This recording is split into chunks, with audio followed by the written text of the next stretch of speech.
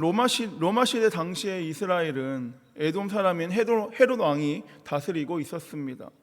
그는 유대인들의 환심을 사기 위해서 많은 노력을 했습니다. 여러분, 헤롯은 유대인들이 기독교인을 싫어한다는 것을 잘 알고 있었기에 교회에 속한 자들을 탄압하기 시작합니다.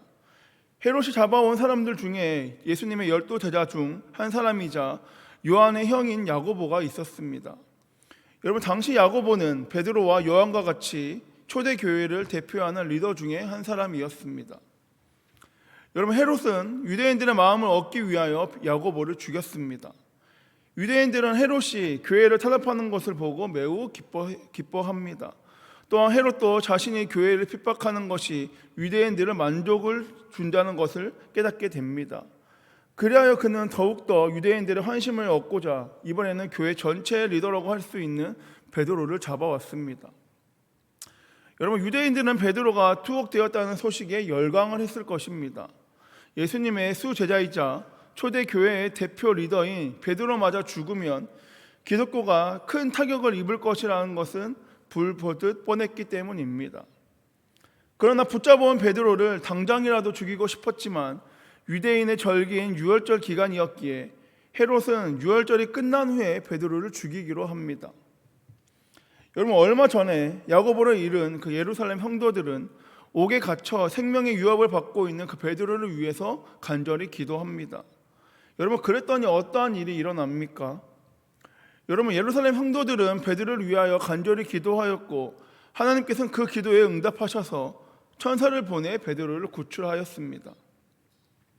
여러분, 하나님의 역사로 감옥에서 벗어난 이 베드로는 제자들과 성도들이 함께 모여있는 마가의 다락으로 발걸음을 옮깁니다.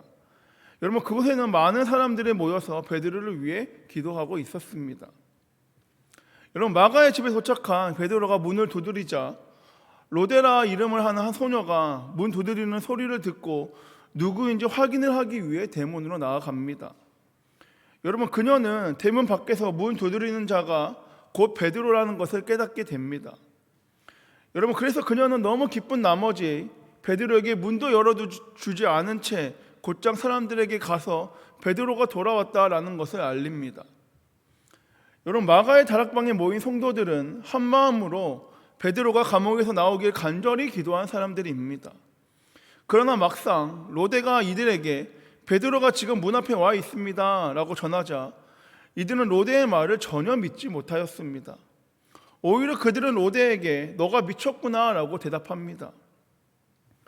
여러분, 로데가 계속해서 자신의 말이 참말이라고 우기자 성도들은 한술 더 떠서 로데, 그럼 너가 베드로의 죽음을 알리는 천사를 보았다라고 말합니다. 베드로의 구출을 위해서 한자리에서 모여서 뜨겁게 기도했던 그 사람들이 그 누구보다 베드로의 등장을 지금 믿지 못하고 있습니다. 그런데 여러분, 누군가 계속해서 문 밖에서 서서 문 두드리는 소리가 계속 들려오자 그제서야 성도들은 문을 열고 그제서야 베드로를 보게 됩니다. 여러분, 여자의 아이의 말을 믿지 않았던 그들은 문을 열어보고는 깜짝 놀랐습니다. 왜 그렇습니까? 그 여자아이의 말대로 진짜 베드로가 앞에 서 있었기 때문입니다. 지금 감옥에 있어야 할 베드로가 지금 자신들의 눈앞에 와 있기 때문입니다. 여러분, 여자아이와 나머지 사람들은 같은 장소에서 베드로가 무사히 돌아오기를 함께 기도하였고 자신들의 기도대로 베드로가 지금 무사히 돌아왔습니다. 그런데 여자아이를 제외한 나머지 사람들의 반응이 조금 이상합니다. 베드로를 자신들의 눈으로 보기 전까지 그들은 여자아이의 말을 믿지 않았습니다. 그저 믿지 않는 것이 아니라 미쳤다라고 말하며 그것은 불가능해 라고 생각하였습니다. 그런데 여러분, 그들은 무엇을 하고 있었으면서 어떤 말을 했습니까? 지금 그들은 베드로를 위해서 기도하고 있습니다. 베드로를 위해서 기도하지만 여자아이를 제외한 나머지 사람들은 베드로가 돌아오는 것은 불가능하다라고 생각합니다. 여러분, 우리가 기도는 하고 있지만 베드로도 야고보처럼 죽을 것이고 우리가 기도는 하지만 내 기도를 들으시는 하나님도 이건 어떻게 할 수 없을 거야 라는 생각 가운데 기도를 합니다. 여러분, 기도는 하고 있지만 응답을 기대하지는 않습니다. 기도는 하지만 불가능해, 하나님도 이것을 하지 못해 라는 생각 가운데 기도합니다. 여러분, 영국의 소설가 웰스의 작품 가운데 대주교의 죽음이라는 단편이 있습니다. 여러분, 대주교는 날마다 습관처럼 기도합니다. 전능하신 하나님 아버지라며 기도합니다. 그러던 어느 날 하나님의 음성이 들려왔습니다. 그래, 무슨 일이니? 이 말을 듣는 순간 대주교는 심장마비를 일으켜 죽고 맙니다. 여러분, 그것은 전혀 기대하지 않았던 하나님의 음성이 그에게 들렸기 때문입니다. 여러분, 사실 이러한 모습이 저와 여러분 또한 이 시대에 하나님을 믿고 기도한다고 하는 성도들 가운데 없겠습니까? 여러분, 기도하면서 의심합니다. 하나님께 이렇게 이루어 주십시오, 이렇게 해 주십시오, 이 문제를 해결해 주세요라고 기도하면서 이게 될까? 그렇게 될 수 있을까라는 의심이 듭니다. 여러분, 그 의심이 이상하다는 것이 아닙니다. 내 눈으로 볼 때 내가 생각하기에 그렇게 해결되고 이루어지기가 어렵기 때문에 의심합니다. 불가능해 보이기 때문에 그렇게 생각합니다. 그렇게 기도는 하고 있지만 의심의 마음이 내 마음 가운데 같이 있습니다. 여러분, 본문에 나오는 예루살렘 교회 성도들도 마찬가지인 것 같습니다. 야고보가 이미 헤롯의 손에서 잡혀서 감옥에 갇혀 있다가 죽임을 당했습니다. 여러 교회 리더들도 동일하게 순교를 당했습니다. 여러분, 그때도 기도하지 않았을까요? 하지만 그때의 기도는 이루어지지 않았습니다. 그런데 이제 베드로가 잡혔는데 더 깊은 감옥, 더 처절하게 감시당하고 묶여있는 상태입니다. 기도를 열심히 했지만 어떠한 변화도 없는 상황입니다. 여러분, 그렇기에 과연 풀려날 수 있을까라는 인간적인 의심이 드는 것이고, 베드로가 풀려났다는 소식을 들었음에도 불구하고 믿지 못하고 미쳤다라고 말하는 것입니다. 특별히 기도하는 기도의 제목을 놓고 오랫동안 기도하고 있는데 응답이 되지 않았을 때 의심의 마음이 더 드는 것은 당연합니다. 여러분, 그렇기에 우리는 믿음으로 기도를 해야 합니다.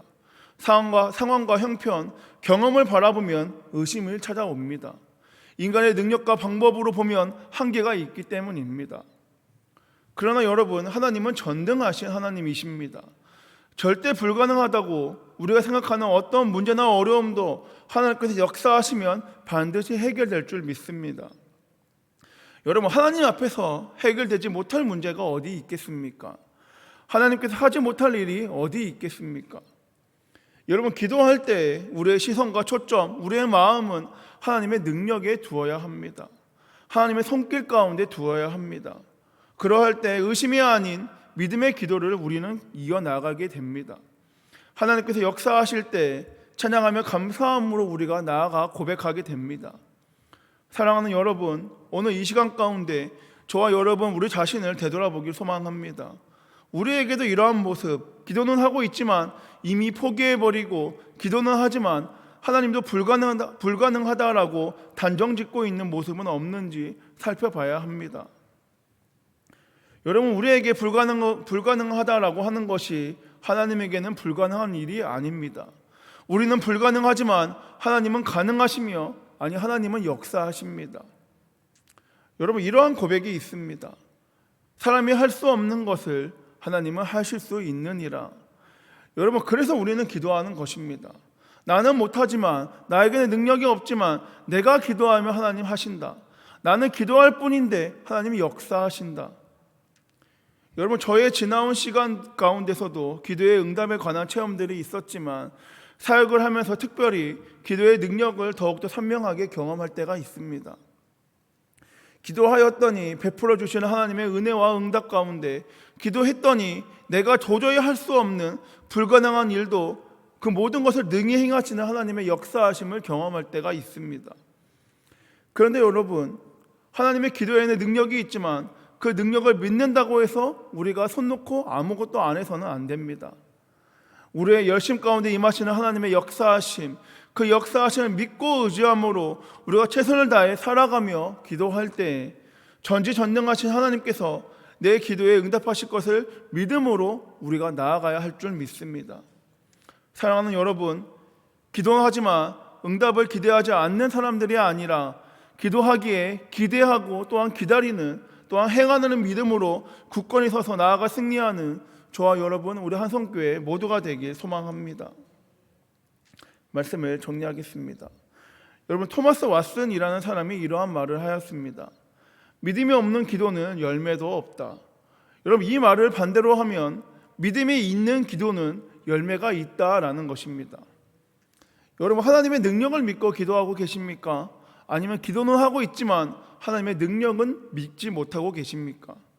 바라기는 예수님께서 그러나 인자가 올 때에 세상에서 믿음을 보겠느냐, 이 질문 가운데 네, 보실 수 있을 것입니다. 네, 내가 주님을 믿습니다.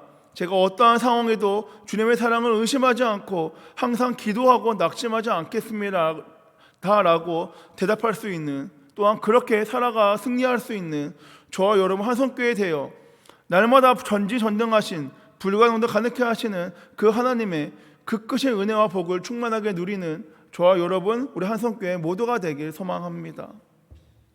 기도하겠습니다. 사랑이 많으신 주님, 감사합니다. 주님, 믿음으로 기도하게 하여 주시옵소서. 불가능도 가능케 하시고 전지전능하신 그 주님을 믿는 믿음으로 기도하게 하여 주시옵소서. 또한 주님, 기도로 끝나는 것이 아니라 행하는 믿음 가운데 굳건히 서서 주님의 뜻을 주님의 때에 주님의 방법으로 이루실 것을 믿는 믿음으로 말미암아 우리의 삶의 현장에서 최선을 다해 살아가는 우리 한성교회 모두가 되길 원합니다. 최선을 다해 살아가며 주님을 믿는 믿음으로 최선을 다해 기도함으로 말미암아 주님께서 부어주시는 참된 은혜와 복을 충만하게 누리는 우리 한성교회 모두가 되길 원하오니 의심하지 않고 의지함으로 기도하는 우리 한성교회 모두가 될 수 있도록 주여 역사하여 주시옵소서. 이번에 말씀 살아서 역사하시는 예수 그리스도의 이름으로 기도드렸습니다. 아멘.